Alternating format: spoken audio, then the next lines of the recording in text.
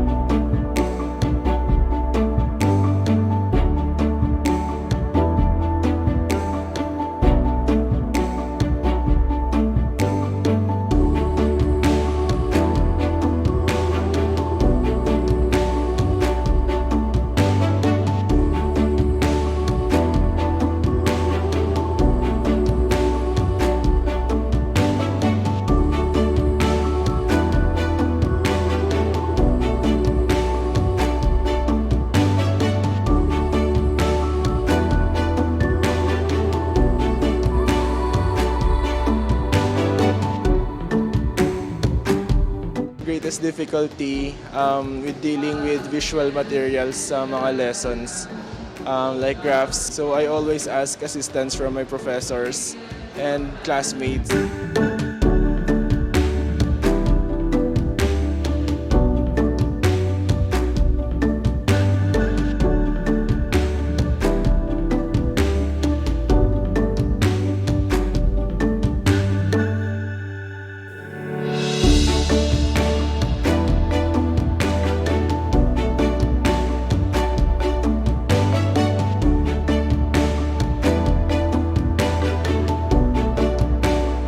Nakakatuwa, talagang masikap.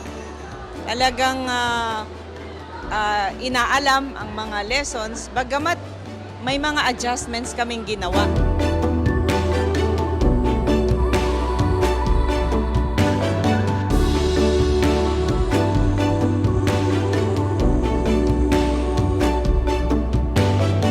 Meron talagang tao na para bang tinitignan nila yung self nila na mas mataas kaysa doon sa mga tao with disability in general. Kasi kahit naman may disability yung tao, meron pa rin naman siyang worth. Saktan din ako.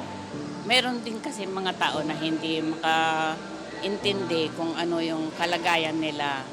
Pero hayaan mo lang sila, basta go on. Congratulations, anak.